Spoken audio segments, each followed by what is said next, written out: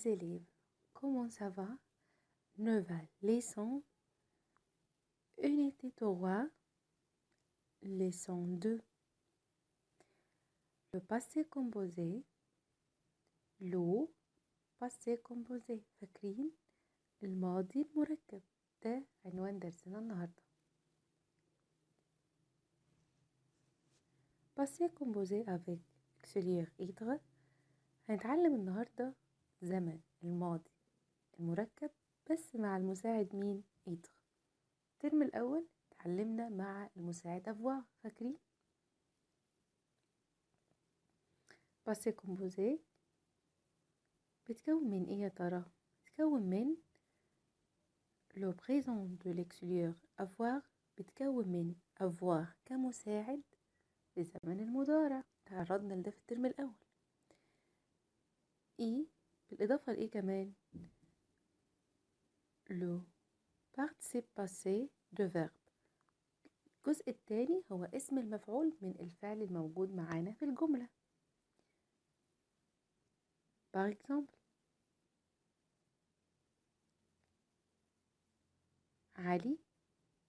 علي ده بيساوي ضمير ايه يا ترى؟ pronom personnel sujet ضمير il est parti à 8h. هنا استخدمنا الأكسليور المساعد verbe être. ليه استخدمنا verbe être؟ لأن الفيرب الأساسي هو verbe partir، والفيرب ده لزمن الباسي كومبوزي المساعد بتاعه بيكون verbe être. par exemple j'ai chanté. فاكرين هنا ده اللي احنا اتعلمناه في الترم الأول، إن j'ai verbe avoir auxiliaire كمساعد لverbe chanter. verbe chanter معقولة participe passé منه ايه اسم المفعول منه accent aigu.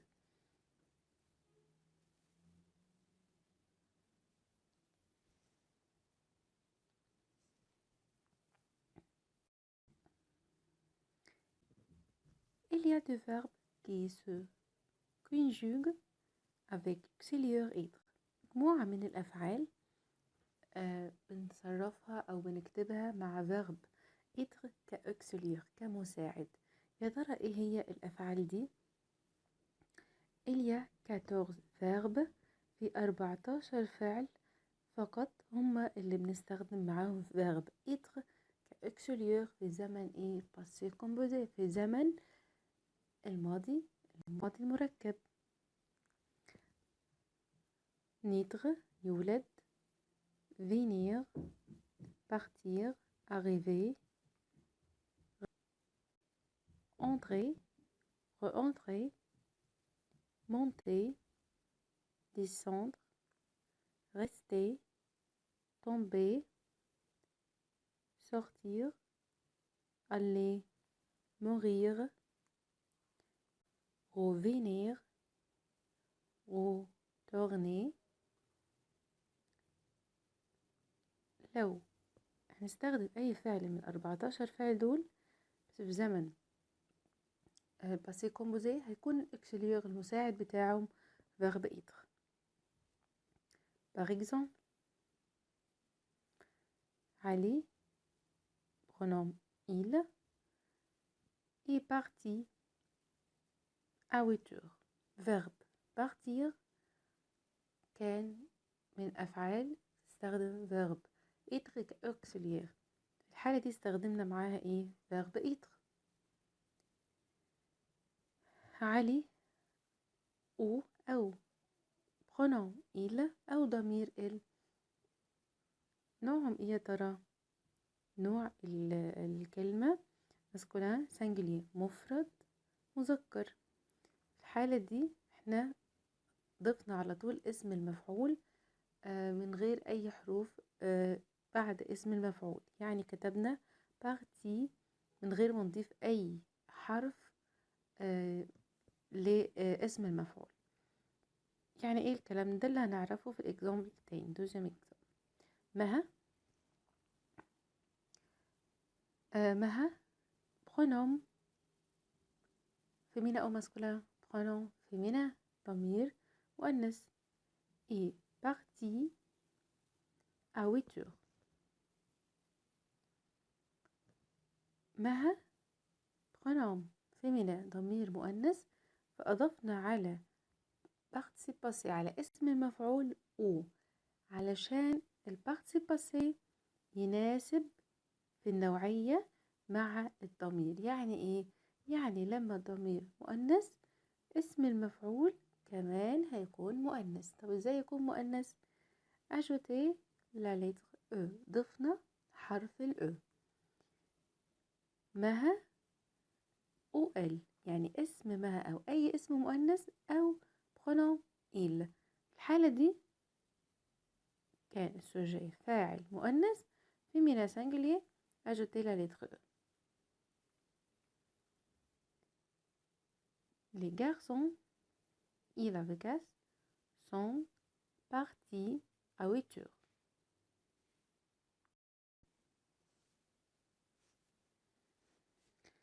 Les garçons ou il avec S pronom سواء كان مو كلمة أو كان السوجي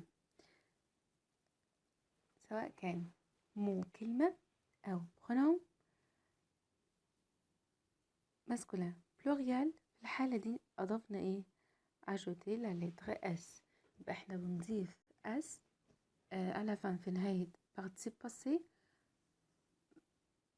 مع إيه يا ترى؟ مع sujet مع ضمير مع sujet مع فاعل et masculin pluriel. Ajouter la lettre S. Numéro 4. Les filles sont parties à 8 heures. sujet الفاعل les filles ou et avec S جمع مؤنث féminin pluriel. Ajouter ES. Ajouter ES.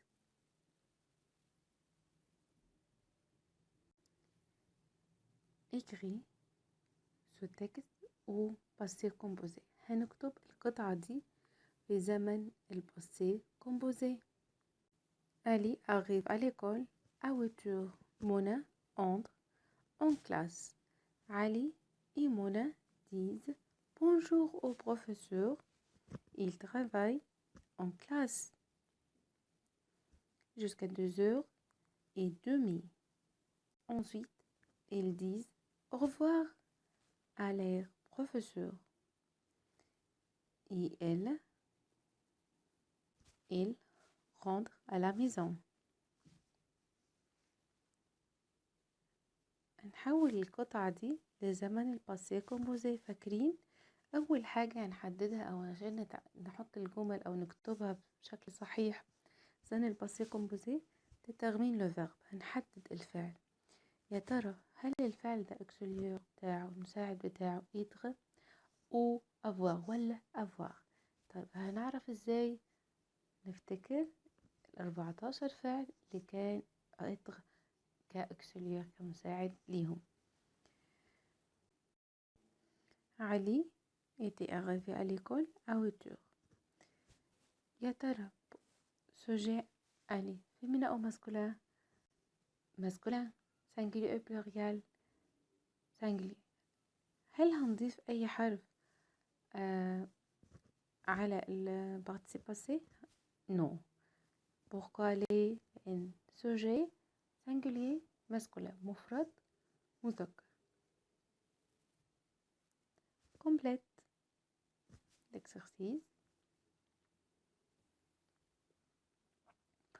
commence la phrase par hier. هنبدأ الجملة hier. يعني ايه يا ترى hier؟ يعني yesterday. هنبدأ الجملة بكلمة بتدل على الماضي. رائف va à l'école. hier رائف était allé à l'école. هل هنضيف أي حرف على الparticipe passé؟ Non. Sujet singulier masculin. Il arrive à l'école. Arrive verbe يا ترى auxiliaire بتاعه avoir ou être. Verbe être.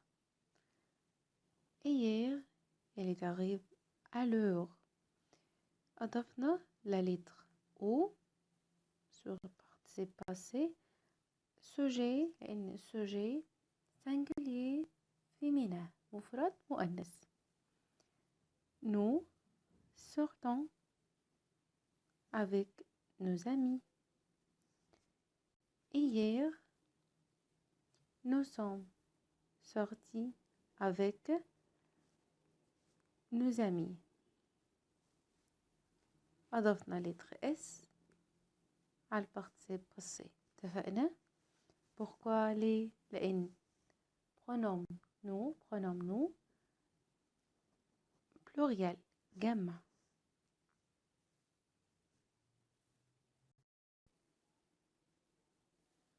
Karim passe chez moi. passe auxiliaire بتاعه هيكون ايه يا ترى؟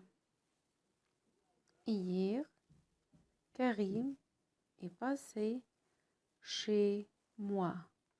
Karim sujet singulier masculin. مش هنضيف أي حرف على participe passé.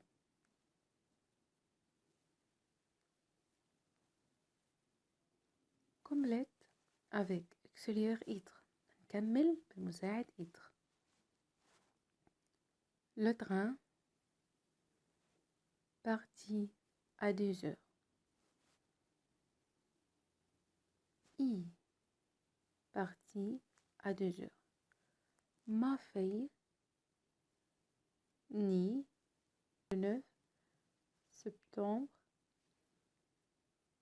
2000.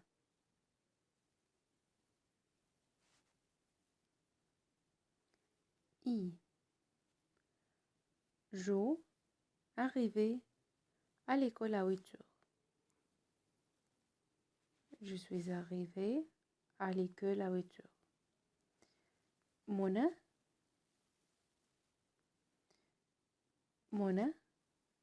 allait chez sa tante hier. Mona est allée chez sa tante hier.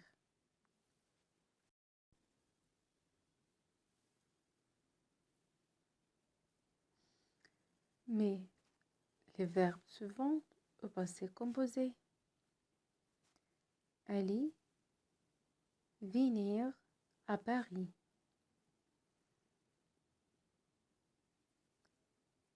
I venu. يا ترى verbe venir تغير ليه لvenu c'est participe passé إن بشكل اسم المفعول من verbe venir. هل هنضيف أي حرف يتبع الفاعل؟ non لأن السوجي féminin ou masculin singulier. Mona arrivé hier soir. Mona sujet féminin ou masculin? Féminin singulier. Mona était arrive et ajouter la lettre O sur participe passé. ضفنا حرف الأو في نهاية الparticipe passé عشان اسم المفعول يتبع الفاعل في التسجيل والتأنيث وفي النوع كمان. Il montait 7 étages. 7 étages. Il est monté 7 étages. 7 étages. Monter verbe premier groupe مجموعة أولى. Il sujet féminin ou masculin féminin singulier ajouter la lettre O. Mon grand-père tombé dans la rue hier. et tomber sans ajouter من غير ما نضيف ou os ou os. Sujet singulier masculin. Maintenant le devoir, page 22, 23, 24 et 25.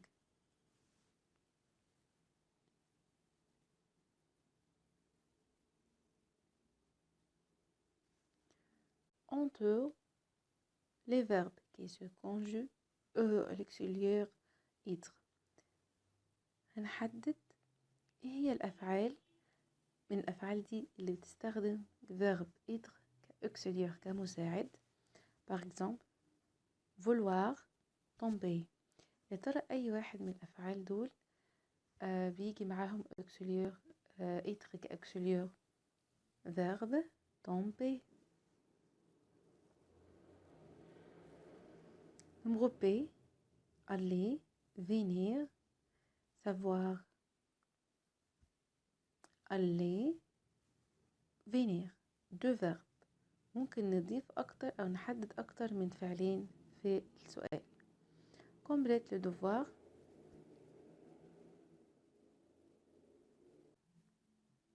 Entre les verbes qui se conjuguent avec l'auxiliaire avoir. هنحدد الأفعال اللي بنستخدم معاها verbe avoir كauxiliaire في زمن الباسé composé. aller, finir, réussir. يا ترى أي واحد من الأفعال الثلاثة دول بيجي معاه verbe avoir كauxiliaire. finir, réussir.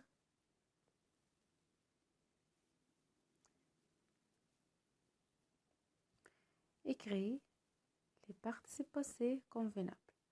هنكتب البارتيسيب باسي بس مش هننسى ايه accord. الاكورد يعني تبعية اسم المفعول للفاعل. يعني ايه؟ لو الفاعل مؤنث فهنضيف في نهاية البارتيسيب باسي او مفرد مؤنث. لو مفرد مذكر صون ليتر مش هنضيف اي حاجة. لو جمع مؤنث هنضيف اس. لو جمع مذكر هنضيف اس. Je suis partir à Paris. Je suis parti à Paris.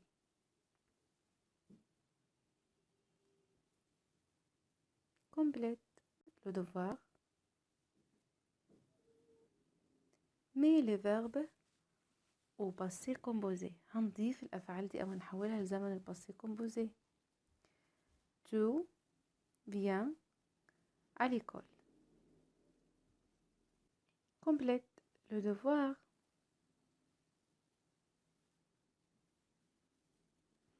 Écris le verbe entrer au présent et au passé composé. Entrer. Verbe première avec je détermine par ou avec tu os, etc. Complète au passé composé. Entrer. Auxiliaire, utiliser auxiliaire être, avoir, être. Je suis entré. Complète le devoir. Au revoir mes élèves.